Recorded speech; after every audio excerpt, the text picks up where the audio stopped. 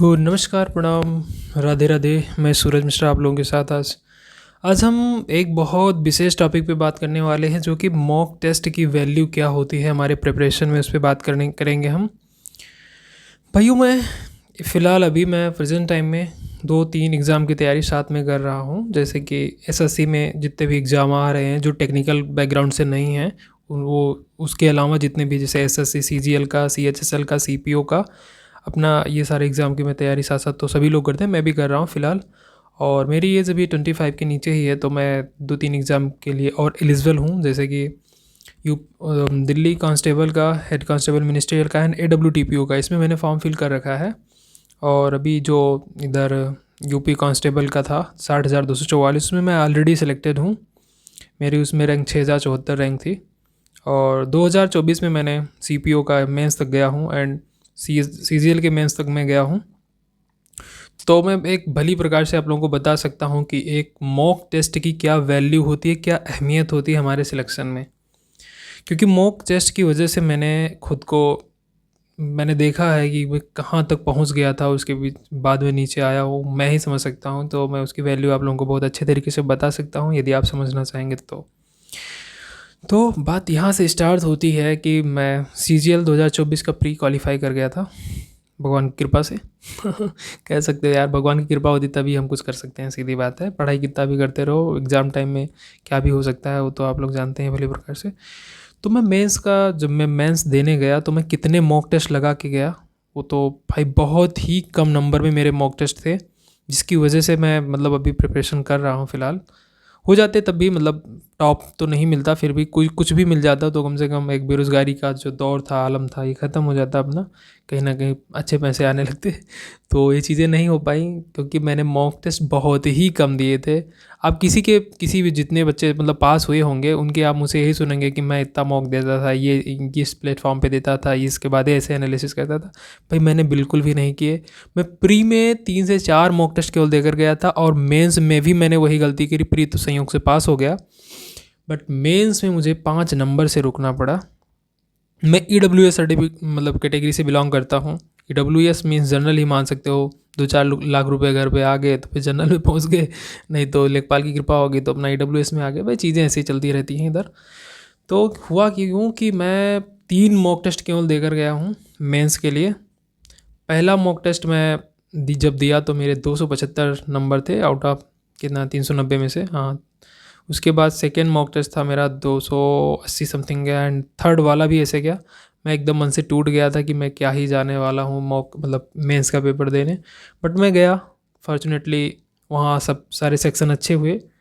But हुआ दिक्कत math में मुझे भाई हो गई, और मैथ को मैं ईगो पे ले लेता हूँ, कभी भी आता है कि मैं कर ले जाऊँगा ये चीज़ें वो चीज़ें।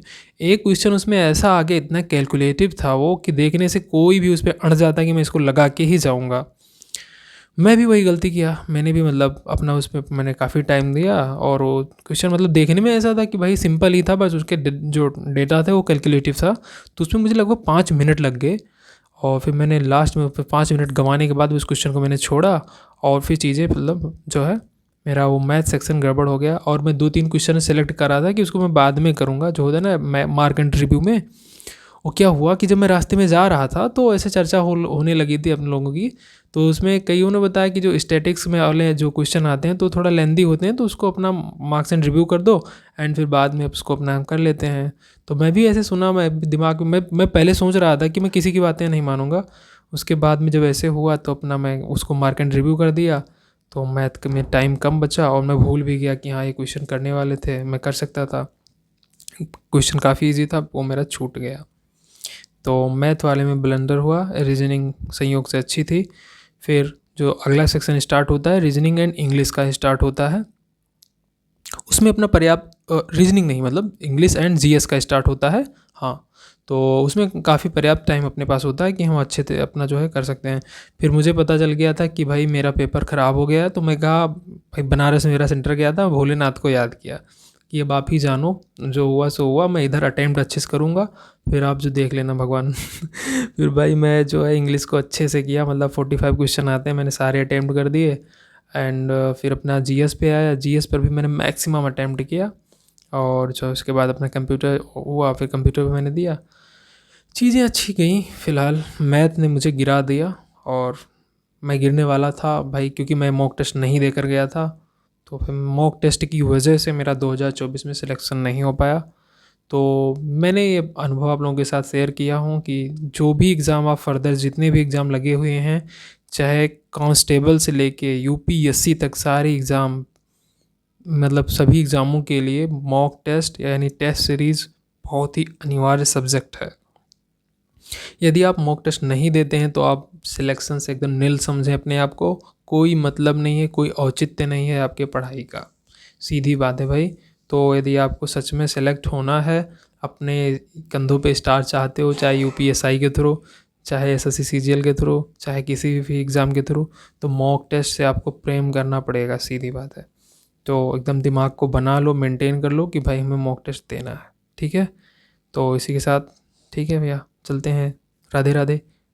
अच्छा लगा हो तो कृपया सब्सक्राइब कर दीजिएगा, है ना, क्योंकि चैनल मेरा न्यू है। आप लोग सपोर्ट करेंगे तो मैं आगे ऐसे अच्छी अच्छी वीडियो लेकर आता रहूँगा, जिससे आपको अच्छा लगेगा। आप भी पढ़ाई में मेहनत करेंगे, मैं भी करूँगा, फिर साथ में सेलेक्ट हो जाएंगे, है ना।